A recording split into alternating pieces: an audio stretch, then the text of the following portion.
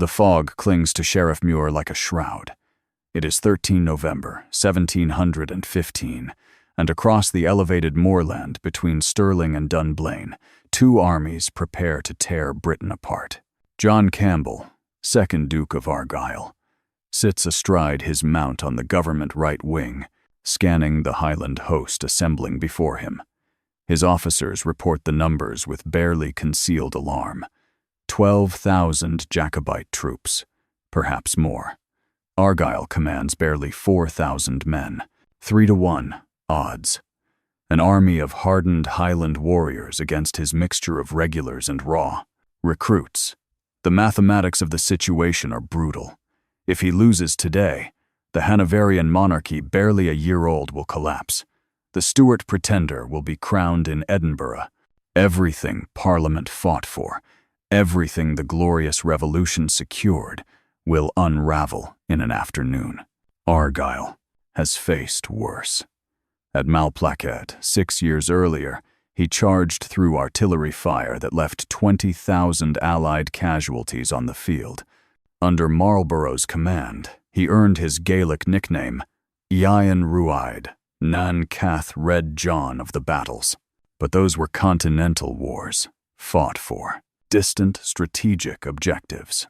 Today, he fights for his country's very survival. The Earl of Mar, commanding the Jacobite host, has squandered weeks of tactical advantage. With overwhelming numbers, he should have swept past Stirling long ago, linked with English Jacobites, and marched on London. Instead, he dithered in Perth, drilling his army whilst the strategic moment evaporated. Now, finally forced to battle by political pressure and his own supporters' impatience, Mar faces a commander who understands what the Scottish nobleman does not, that in war, audacity matters more than arithmetic. Argyll's left wing, commanded by General Thomas Wetham, is dangerously exposed, far shorter than the Jacobite right it must oppose. His center is thin. He has perhaps 60 minutes before the Highlanders charge, screaming their ancient war cries, their broadswords hungry for Hanoverian blood. This is the paradox that history forgot. How did a vastly outnumbered government force, led by a duke many considered more politician than soldier, prevent the collapse of the British monarchy? Why does no monument mark Argyll's achievement at Sheriffmuir, when lesser victories earned their commanders immortality? The fog begins to lift. Across the moor, pipes begin to wail. The fate of Britain rests on what happens in the next 4 hours. This is the story of the man who saved the monarchy, and how Britain forgot him. John Campbell was born on 10 October, 1680, at Ham House in Petersham, Surrey, into one of Scotland's most formidable noble families. His father, Archibald Campbell, 1st Duke of Argyll, was chief of Clan Campbell, that sprawling network of loyalty and obligation that dominated the Western Highlands. His mother, Elizabeth Tollemache, brought connections to English power through her stepfather, the Duke of Lauderdale, who had ruled Scotland with an iron hand during Charles II's reign. 5 years after John's birth, his grandfather, also Archibald Campbell, led an armed rebellion against King James II. Argyll's rising, as it became known, was crushed with characteristic Stuart brutality. The elder Archibald was executed in Edinburgh in June 1685, beheaded before a jeering crowd. The family estates were forfeit. The young John, Campbell learned early that political miscalculation meant death. Yet, 3 years later, the world turned upside down. The glorious Revolution of 1688 drove James II into French exile and installed William of Orange on the British throne. The Campbells, who had backed the winning side, were restored to favor. Young John's education resumed under private tutors, first Walter Campbell of Dunloskin, then John Anderson of Dumbarton, finally Alexander Cunningham, who instilled in him a love of classical military history. The Campbell clan had survived by understanding power, who held it, how to obtain it, when to wield it. John absorbed these lessons alongside his Latin and Greek. Loyalty to the Protestant succession was not merely principle, it was survival strategy. In 1694, at just 14 years of age, John Campbell received his first military commission. His father, eager to secure King William III's continued favor, raised an entire regiment at family expense, Lord Lorne's Regiment of Foot. Young John was made its colonel, a rank that would have been laughable had it not been backed by serious Campbell money and patronage. The regiment sailed for the continent to join the 9 Years' War, that grinding conflict between France and a coalition of European powers. Campbell saw his first action in the Low Countries. Though his service was brief, the Treaty of Ryswick ended the war in 1697, and the regiment was disbanded the following year.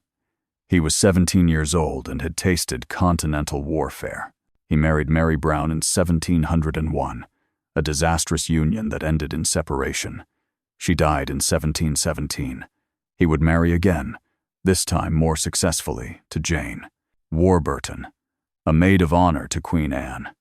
But in the early 1700s, as William III's reign gave way to Anne's, Campbell's focus was not domestic life, but military advancement.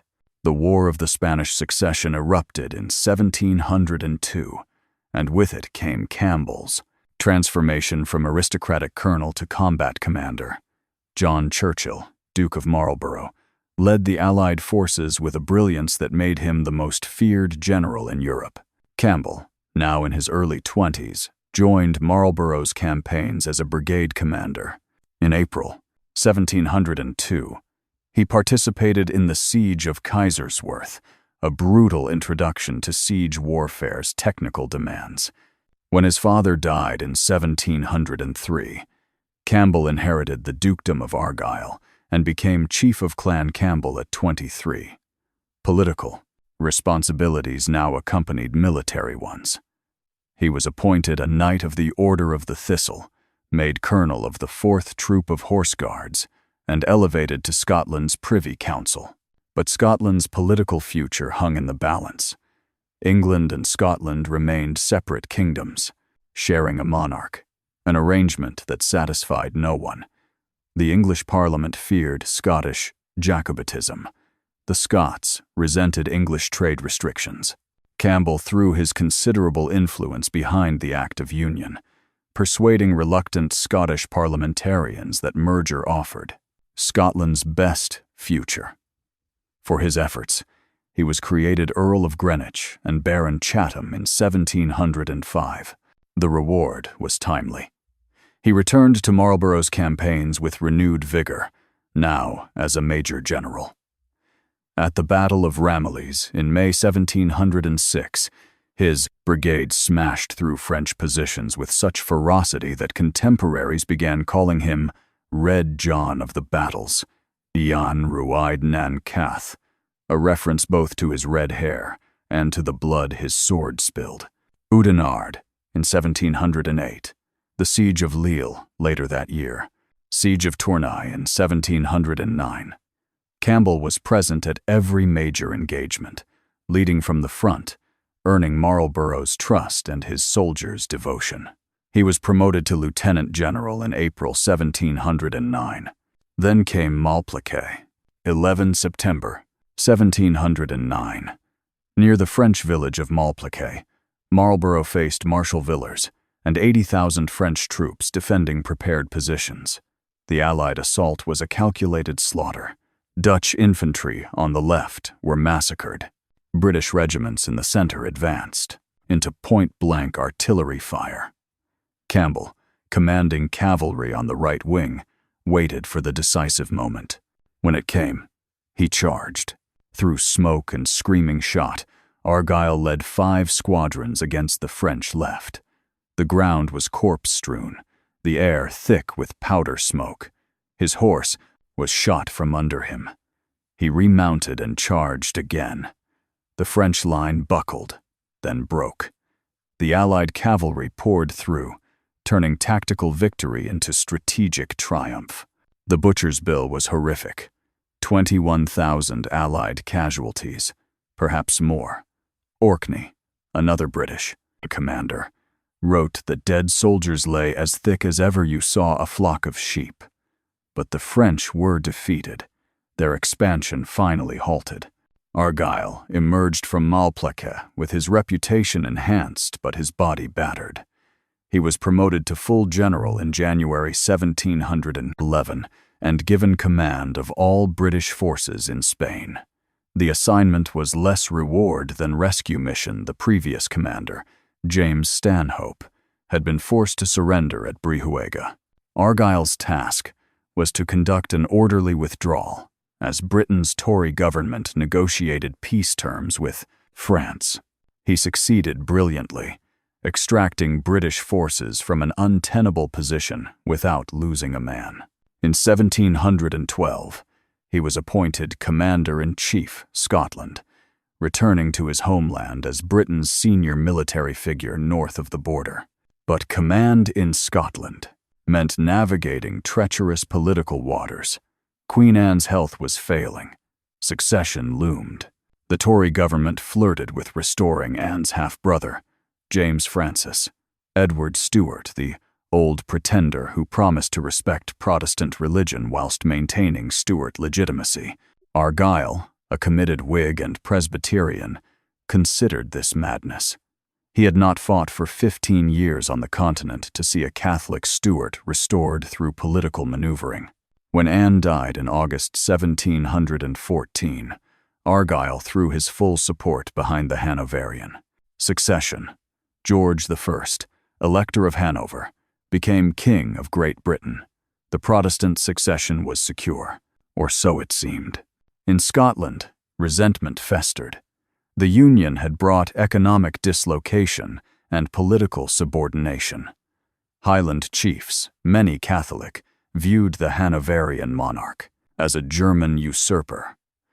Jacobitism was not merely romantic nostalgia, it was a viable political alternative backed by French gold and Spanish promises. John Erskine, 6th Earl of Mar, embodied these tensions. Mar had supported the Union and the Hanoverian succession, expecting ministerial office in return. When George I ignored him, Mar's loyalty evaporated. On 6 September 1715, at Braemar in the Highlands, Mar raised the Stuart standard and proclaimed James Francis Edward Stuart as King James VIII of Scotland. The 15 had begun. Mar proved a masterful recruiter. Highland chiefs flocked to his banner, bringing their clans with them. By October, Mar commanded 12,000 men, the largest Jacobite army ever assembled. He took Perth without resistance and controlled most of the Highlands. Argyll, commanding government forces in Scotland, watched with growing alarm.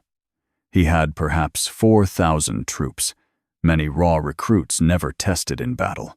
Veteran regiments were scattered across Britain and Europe. Reinforcements would take weeks to arrive. The strategic situation was dire. Mar could march south, link with English Jacobites, and threaten London before government forces could concentrate. If the Earl moved decisively, the rebellion might succeed. But Mar did not move decisively. He drilled his army in Perth, held councils of war, debated strategy. Weeks passed. October became November. The strategic window closed. Argyll understood what Mar did not, that in warfare, the initiative once lost is rarely regained. Mar's overwhelming numerical advantage meant nothing if he refused to use it. Argyll began planning not to defend Stirling, but to attack. On 10 November, intelligence reports confirmed that Mar was finally marching south. Argyll immediately moved his army to intercept. On 13 November, 1715, the two forces met at Sheriffmuir, a wind-swept moorland plateau northeast of Dunblane. The fate of Britain would be decided in a single afternoon. The morning of 13 November broke cold and damp across Sheriffmuir. Argyll's army, roughly 3,500 infantry and 500 cavalry, assembled in two ranks on the lower slopes of the Ochil Hills. The moorland terrain was deceptive, seemingly flat, but intersected by small burns and boggy ground that could disrupt formations. Argyll placed himself on the right wing with the cavalry. His ablest infantry commander, General Thomas Wetham, commanded the left. The center held a thin line of regular infantry regiments, veterans of Marlborough's campaigns mixed with hastily trained recruits. Across the moor, Mar's army assembled in similar fashion. 12,000 men, perhaps more. Reports varied, organized by clan and region. The Jacobite right wing bristled with Highland clansmen. MacDonalds, Camerons, Macleans, their broadswords drawn, their plaids cast, off for freedom of movement. The left wing comprised lowland regiments and cavalry, organized along conventional military lines. Mar positioned himself in the center. Both commanders faced the same tactical reality. Their armies had deployed en echelon, each army's right wing extending beyond the Ripeau. Opponents left. This accident of terrain and deployment meant the battle would unfold as two separate engagements, right against left, left against right, with the centers barely engaged. Argyll recognized this immediately. His right wing faced Mar's weakest troops, but his left wing, Wetham's, command would face the Highland charge, thousands of screaming clansmen with cold steel and blood fury. Wetham's line was far shorter than the Jacobite right. When the Highlanders charged, they would outflank and envelope him. Mar possessed every advantage: 3-to-1 numerical superiority, troops fighting for their king and their faith, the strategic initiative of invasion. What Mar lacked was tactical imagination, and in battle, imagination is everything. Argyll did not wait to be attacked. At approximately 11 o'clock in the morning, he ordered his right wing forward. 5 squadrons of government cavalry, the Royal Horse Guards, dragoons, mounted officers advanced at a canter across the moorland. Facing them were Mar's lowland foot and cavalry, competent soldiers but unaccustomed to Argyll's aggressive tactics. He had learned from Marlborough that cavalry used decisively at the critical moment could shatter formations 3 times their size. The ground trembled. The canter became a gallop. Argyll rode at the front, sword raised, his crimson coat visible through the morning mist. This was the moment he had trained for, fought for, bled for across a dozen European battlefields. He did not lead from a hilltop with a spyglass, he led from horseback with cold steel. The Jacobite left tried to form square, the standard defense against cavalry. Too late. Argyll's squadrons smashed into their line like a battering ram. Horses reared, men screamed, steel clashed on steel. The Jacobite left wing collapsed. Government infantry followed the cavalry breakthrough, pouring through the gap. Within 30 minutes, Mar's entire left wing was in full retreat, fleeing north towards Perth. Argyll had won his side of the battle with textbook precision, but on the opposite flank, disaster was unfolding. General Wetham's soldiers watched the Highland clans advance with mounting terror. These were not continental armies maneuvering in neat formations. These were clansmen who had fought Campbells for generations, who carried ancestral grievances as sharp as their swords, who charged with a ferocity that no parade ground drill could prepare men for. The MacDonald regiments came first, screaming their war cry. Behind them, the Camerons, the Macleans, clan after clan in a wave of tartan and steel. They did not march, they ran, covering ground. With frightening speed, their broadswords held high. Wetham's infantry fired a volley at 50 yards. Men fell. The Highlanders kept coming. A second volley at 20 yards. More fell. Still they came. Then the Highland charge struck the government line like an avalanche. Broadsword against. Bayonet is no contest. The Highland blade could shear through a musket barrel, cleave a skull, disembowel a man before he could reload. Wetham's left flank dissolved into panic. Men threw down their muskets and ran. The Highlanders pursued, cutting down fleeing soldiers with methodical brutality. The Earl of Forfar, commanding one of Wetham's brigades, tried to rally his men. A Highland blade found him. He fell, the only government commander killed that day. His soldiers broke completely. Within minutes, Wetham's entire left wing was destroyed, scattered across the moorland in terrified flight. The Highlanders pursued for over a mile, drunk on victory, shouting that the day was theirs.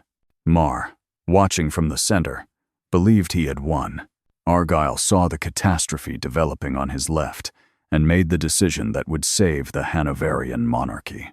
He halted the center, pursued of Mar's fleeing left wing, and wheeled his entire right wing to face the victorious Highland clans. His cavalry, exhausted from their charge, reformed. His infantry battalions pivoted 90 degrees. Within minutes, Argyll had converted a pursuing force into a blocking position. The Highlanders, scattered in pursuit of Wetham's soldiers, suddenly found themselves facing fresh government cavalry and formed infantry. Their disciplined charge had dissolved into individual pursuits. They were scattered, breathless, disorganized. Argyll attacked. His cavalry struck the road, dispersed Highland clans from the flank. Infantry volleys ripped through clansmen who moments before had tasted victory. The Highlanders tried to reform, but Argyll gave them no time. He had learned at Malplaquet that hesitation is death. He pressed forward, using his numerical inferiority to his advantage. His concentrated force struck, scattered opponents, defeating them in detail. The battlefield dissolved into chaos. Neither side controlled events. Both armies had effectively won on one wing and lost on the other. Argyll's forces controlled the southern portion of the field. Mar's controlled the northern. Between them lay moorland littered with dead and dying. As afternoon shadows lengthened, both commanders took stock. Argyll still held approximately 1,000 men in formed units. Mar commanded perhaps 4,000, but they were scattered and demoralized. The Highlanders, expecting triumph, had instead faced organized resistance and suffered heavy casualties. Mar held a council of war. His officers argued for immediate renewed attack. They still outnumbered the government forces 4-1, but Mar hesitated. Argyll had demonstrated a tactical competence that unnerved the Jacobite leadership. What if another attack failed? What if losses mounted? Argyll faced his own grim calculus. His army was exhausted, his left wing destroyed. But Mar did not know how close to collapse the government forces actually were, and Argyll understood that, in the aftermath of battle, perception matters as much as reality. He ordered his men to hold position. Let Mar decide. Let Mar make the mistake. As darkness fell, Mar withdrew north towards Perth. Argyll's troops, too exhausted to pursue, held the field. By the ancient rules of warfare, holding the field meant victory. Both sides claimed triumph. Jacobite newsletters proclaimed a great victory, Mar's forces having routed the government left. Government dispatches celebrated Argyll's tactical brilliance in defeating a force 3 times his size. The truth was more complex. The battle was tactically indecisive. Parts of both armies had been routed, but strategically, Argyll had achieved everything necessary. Mar's advance was stopped. The Jacobite army, despite overwhelming numerical superiority, had been fought to a standstill. The strategic initiative would never be recovered. Casualty figures varied wildly, depending on who reported them. Government sources claimed 663 killed, wounded, or captured. Jacobite accounts ranged from 200 to 800 casualties. The truth likely lay somewhere between perhaps 400 dead on both sides, with perhaps 700 wounded. Among the Jacobite dead was John Lyon, 5th Earl of Strathmore. Among the government casualties, only Forfar had been killed, though dozens of officers were wounded. Both sides recovered their wounded from the field over the following days. The Battle of Clost. Sheriffmuir had been neither the decisive Jacobite victory Mar needed, nor the crushing government triumph Argyll desired. But in war, preventing defeat is sometimes indistinguishable from victory. Argyll had stopped an army 3 times larger than his own, commanded by a general who should have swept him aside. That Mar failed to do so was Argyll's achievement. In the immediate aftermath of Sheriffmuir, both sides regrouped. Mar withdrew to Perth, his army's morale shattered. The Highland chiefs who had expected glorious victory now questioned Mar's leadership. Why had he not used his numerical advantage? Why had he allowed Argyll to seize the Farders? Initiative? Meanwhile, catastrophic news arrived from England. On 12 November, the day before Sheriffmuir, a Jacobite force under Thomas Forster had been defeated at Preston. The English uprising collapsed overnight. Jacobite prisoners were marched to London for trial. The 15, it seemed, was over before it began. James Francis Edward Stuart, the old pretender himself, finally arrived in Scotland on 22 December, landing at Peterhead. His presence should have reinvigorated the rebellion. Instead, it hastened its demise. James was no charismatic leader. Contemporary accounts to describe a melancholy figure prone to illness, lacking his father's Stuart majesty or his supporters' Highland fire. His appearance demoralized rather than inspired. Argyll, meanwhile, received reinforcements. By early January 1716, he commanded a professional army of 8,000 men. On 30 January, he advanced on Perth. Mar, unable to defend the city, withdrew north to Montrose. James Francis Edward Stuart fled back to France. On 4 February, the rebellion was over. Argyll had saved the Hanoverian succession not through a single decisive battle, but through feld, strategic competence holding Stirling, preventing Mar's advance, maintaining cohesion despite inferior numbers, and recognizing that survival itself was victory. Argyll's immediate reward was disappointment.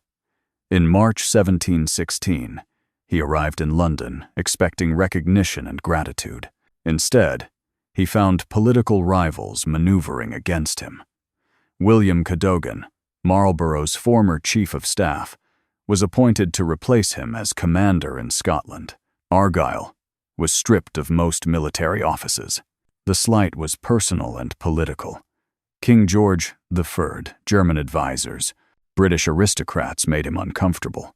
Argyll's fame and competence threatened those who governed through royal favor rather than ability. Within months, he was out of favor entirely. Characteristically, Argyll refused to sulk. He devoted himself to parliamentary duties, supporting the impeachment of Bishop Atterbury for Jacobite conspiracy and defending Scottish interests in the House of Lords. When the city of Edinburgh faced parliamentary punishment for the Porteous riots, Argyll opposed the measure, arguing that collective punishment was unjust. His principled stance gradually restored him to favor.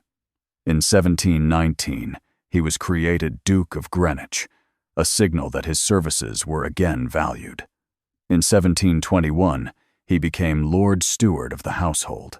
In 1725, Master General of the Ordnance. But his relationship with Sir Robert Walpole, Britain's effective Prime Minister, remained fraught. Argyll supported Walpole's ministry through the 1720s, but disagreements over Scottish policy strained their alliance. In 1736, following the Porteous affair, Argyll voted against Walpole in Parliament. The breach was final. Argyll was dismissed from office in 1740. He was restored briefly in 1741 when Walpole's government fell, but by then Argyll's health was failing. Disappointed at not receiving overall military command, he resigned his posts and retired to Petersham.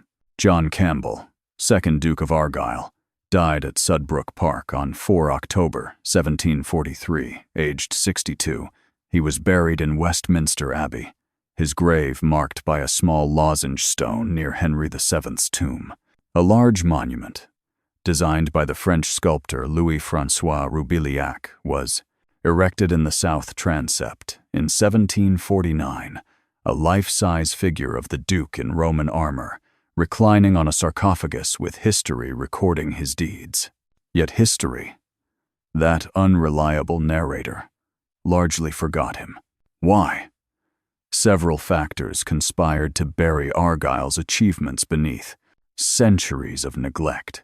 First, the 15 itself was overshadowed by the 45.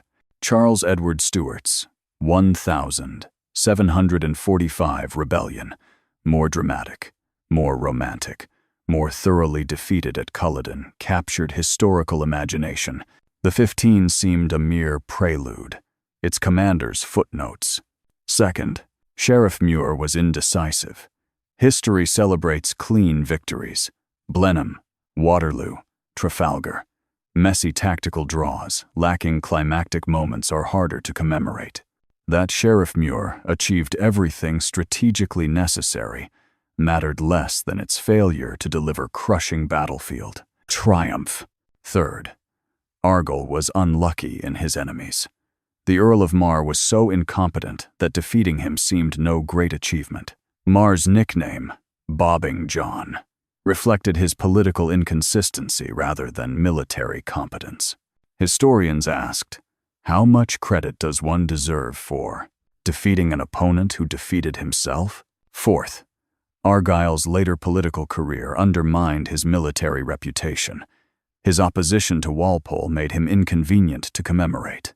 His principled stands on Scottish issues pleased Scots, but annoyed English parliamentarians who controlled historical narratives. His legacy became contested, politicized, diminished. Fifth, and perhaps most significantly, the Campbells themselves fell from favor. By the 19th century, when romantic Jacobitism captured Victorian imagination, the Campbells were villains, government collaborators, who had betrayed Highland culture. The massacre of Glencoe in 1692, carried out by Campbell troops against the MacDonald clan, permanently stained the family name. A Duke of Argyll who saved the Hanoverian monarchy was no hero in a Scotland rediscovering its Jacobite heritage. Yet, stripped of political bias and romantic myth-making, Argyll's achievement at Sheriffmuir was extraordinary. He faced an army 3 times his size, commanded by a general who, however incompetent, still possessed overwhelming numerical advantage. He was outnumbered, outgunned, and defending a cause many Scots considered illegitimate. He won by refusing to accept conventional wisdom. Outnumbered commanders defend. Argyll attacked. Smaller forces avoid battle. Argyll forced engagement. Weaker armies cede initiative. Argyll seized it. His tactical decisions at Sheriffmuir demonstrated principles still taught at military academies. Concentrate force against weakness. Maintain tactical flexibility. Recognize when survival constitutes victory. His cavalry charge on the right wing showed Marlborough's influence use mobile forces decisively at the critical moment. His pivot to rescue Wetham's collapsing left showed improvisation under pressure. More importantly, Argyll understood that Sheriffmuir was not about winning a battle. It was about preventing defeat. Mar needed decisive victory to maintain Jacobite momentum. Argyll needed only to survive. By fighting Mar to a standstill, he achieved strategic objectives that tactical victory could not surpass. Modern military historians recognize Sheriffmuir's significance. In asymmetric warfare, conflicts between unequal forces, the weaker side wins by not losing. Argyll grasped this intuitively. His strategic restraint after the battle was as important as his tactical aggression during it. He did not pursue Mar's fleeing army into hostile territory, where attrition would favor superior numbers. He held position, reinforced, and advanced only when strength permitted. This was generalship of the highest order, even if contemporary commentators failed to recognize it. What manner of man was John Campbell? Contemporary accounts describe him as physically brave to the point of recklessness, intellectually formidable, politically astute but inflexible in principle.